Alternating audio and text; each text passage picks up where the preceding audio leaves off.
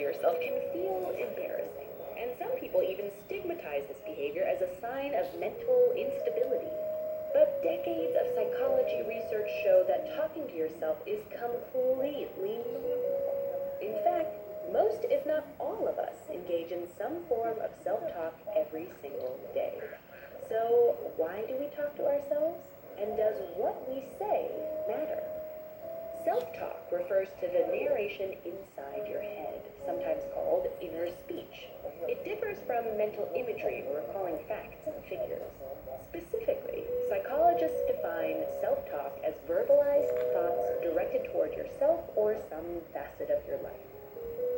This includes personal conversations like, I need to work on my free throw, but it also includes reflections you have throughout the day, like, the gym is crowded tonight.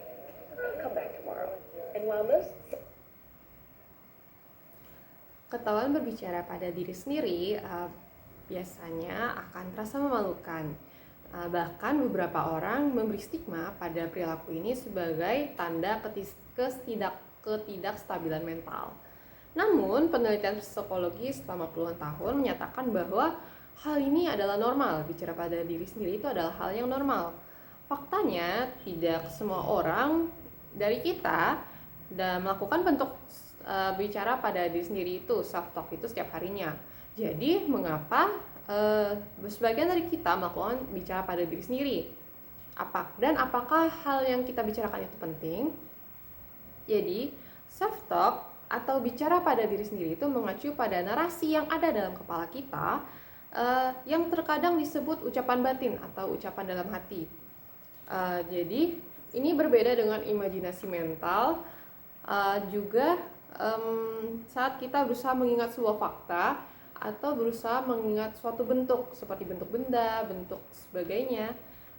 Secara khusus, psikolog mendefinisikan self-talk atau bicara pada diri sendiri sebagai pemikiran verbal yang ditujukan pada diri sendiri atau aspek kehidupan yang ada. Juga ini termasuk percakapan pribadi yang kita miliki saat misalnya kita sedang berkendara dan tiba-tiba kita berpikir seperti atau bicara, aku harus melatih lemparan bebasku.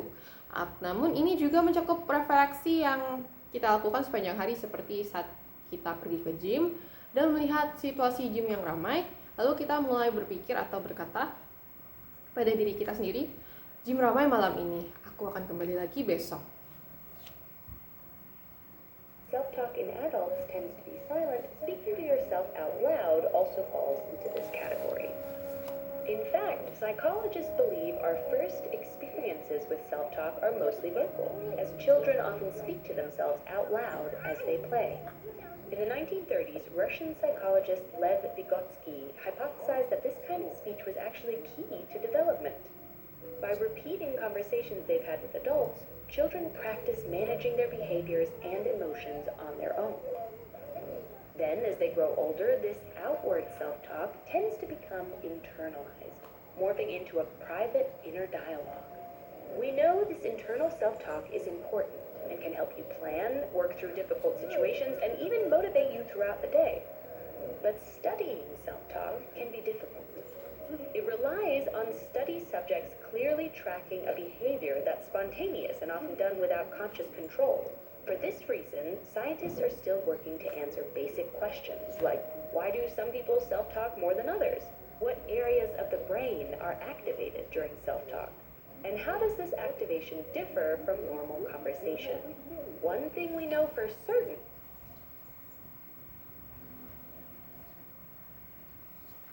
Jadi meskipun kebanyakan self-talk atau bicara pada diri sendiri pada orang dewasa itu cenderung diam, berbicara kepada diri sendiri dengan suara keras itu termasuk dalam kategori ini atau kategori berbicara pada diri sendiri. Faktanya, para psikolog percaya bahwa pengalaman pertama kita dalam bicara pada diri sendiri itu bersifat vokal karena anak-anak seringkali berbicara pada diri sendiri dengan suara yang keras saat sedang bermain. Pada tahun 1930-an, seorang psikolog dari Rusia bernama Lev Vygotsky berhipotesis bahwa pemikiran semacam ini sebenarnya adalah kunci dari perkembangan. Dengan mengulangi percakapan yang pernah mereka atau anak-anak lakukan dengan orang dewasa, anak-anak berarti mengelola perilaku serta emosinya sendiri. Kemudian seiring bertambahnya usia, pembicaraan yang bersifat lahiriah ini cenderung menjadi terinternalisasi atau menjadi dialog batin yang bersifat privat, yang biasanya tidak bersifat vokal lagi. Kita tahu bahwa pembicaraan internal ini penting dan dapat membantu kita dalam merencanakan sesuatu, melewati situasi yang sulit, juga dapat memotivasi kita sepanjang hari.